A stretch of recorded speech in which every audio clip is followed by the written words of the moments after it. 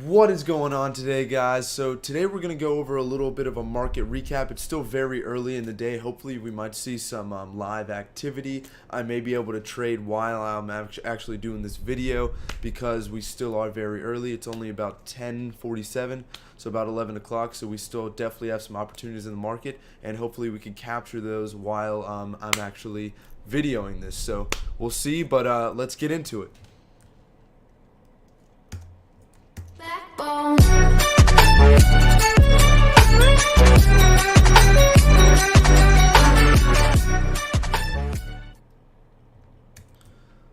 Okay, now you guys should be seeing my screen.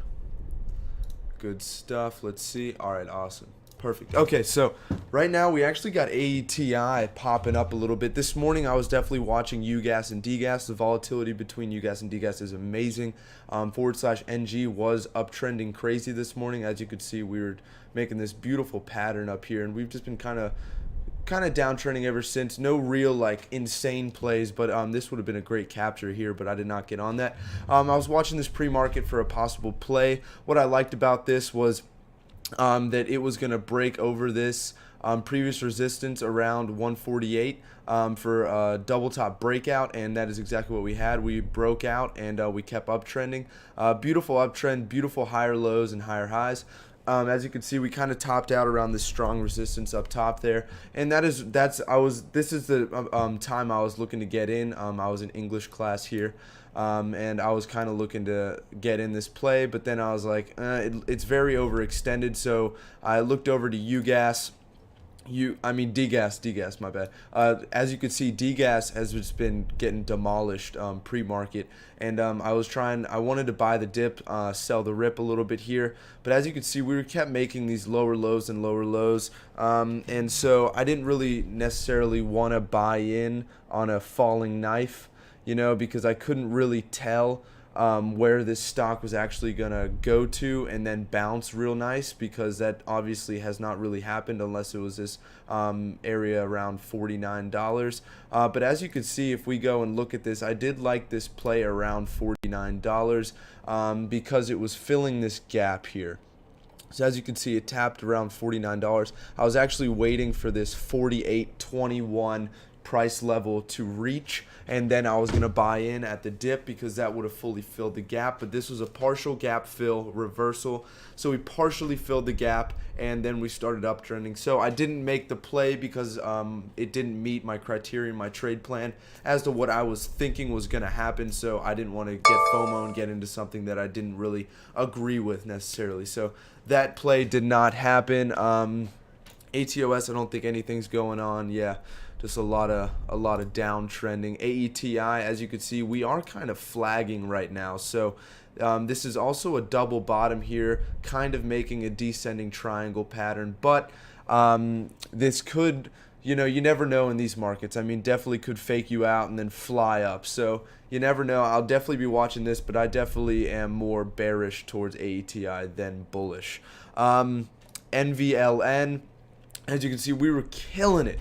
Absolutely killing it pre-market, and I really love this play. I've actually played NVLN before and made a solid chunk of change, so I love this play. But as you can see, we were just way overextended. I mean, up over almost 100% pre-market, and we've just been making lower lows ever since.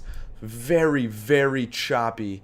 I mean, that is like the choppiest. And when I was looking at this in my English class, I mean, the level 2 was just crazy. I mean, the bids were getting soaked up by the ask, and the asks were getting soaked up by the bids, all like in sync with each other, just back and forth, back and forth.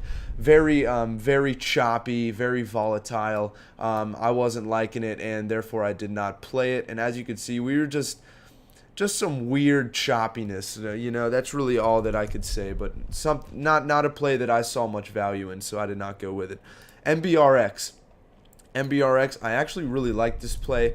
As I was just saying, though, very overextended, up probably like 50% or a little bit over, like 58% pre-market, which isn't that overextended, guys. I mean, 58%, I mean, that's great, but I mean, with the market we're in, I mean, we're seeing 250% plus runners, so I could imagine that there's still some room to grow. So I actually had this on my watch for a nice spike at market open, but we did not get that at all. So we were kind of flagging here, very small, faint flag, but then as you can see, we just completely got crushed.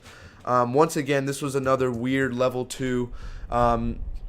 Bids were getting soaked up by the ask, but the bids were very high. I mean, we were having 300, 400 bidders down here, and I was like, wow, this could be nice. So I was waiting for the spike above this resistance level at around 147, and I was going to capitalize on that, get in on that play, and probably ride it out. Where am I? Oh yeah, ride it out to about here. So for a quick little pop, I wasn't planning to get like a crazy move off of MBRX because it just doesn't seem like something like it would do that. But anyways, I like this play. But it's also not that low of float. Around 27 million shares, so that's why I didn't really think that we were going to spike crazy and go absolutely parabolic. So I was just going to get out, trade my plan up to around 150s, and call it a day, make a nice little 500% gain. I mean, I wish a $500 gain, but you know, that's life. It happens. But yeah, we just kept downtrending, and I definitely don't see any value in this play anymore. And the reason why I really like MBRX was it had absolutely great news today. So announces breakthrough discovery. I mean, when you see breakthrough, like, oh my God, like that's good stuff. So that's definitely some nice news. But as you can see, I guess we just got overextended pre-market and haven't made any moves since. Just been making lower lows and lower highs. So that is not a play for me. Any spiked crazy this morning off no news, just I don't even know why, no reason, but yeah, I mean, we spiked from a low of around 430 to a high of $6. I mean, that's a huge move. But look at this one. Oh, that's not a 1 minute candle. Oh yeah, it is. Yeah, it is. Look at this 1 minute candle here. I mean, this is huge, guys. That's a 20% candle. One 1 minute candle, 20%. That's amazing, guys. So was this halted? No halt. Wow, that's surprising. All right, so this 1 minute candle, I guess it didn't top out perfectly at 20, and we came down. So, but anyways, this, as you can see, we're definitely consolidating.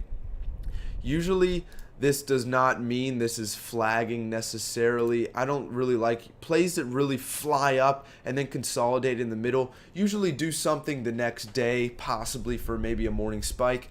But as of right now, I mean, I wouldn't really call this like a flag pattern. So I don't think I'll be looking for this long unless we start curling above this 550 area of resistance. If we start curling up above that, I like that for the U-shaped breakout pattern. But we'll see if we can break this trend line, maybe make some higher highs and some higher lows. Maybe this can be a play. But as of right now, just watching it and see, we are kind of breaking out, so you never know. But I'll be watching any. I'd definitely keep some of these on your watch list for the next few days. AET. I'd even keep ASNS still on your watch list from last week going parabolic. So I hope you guys enjoyed the market recap. Just a real quick, actually this went a little bit longer than I thought. My bad. I go on rants. But thank you guys so much for watching. I really appreciate all the love you guys are giving me, all the subscribes. It really helps me and supports me. I really appreciate it, guys. I hope everyone has an absolutely fantastic day. Remember to trade your plan, and remember to cut your losses quick or take your profits while you got them, guys, okay? Make sure not to get greedy. Don't over trade. I hope you guys have an absolutely fantastic day, and stay green, team. All right, guys. Bye now.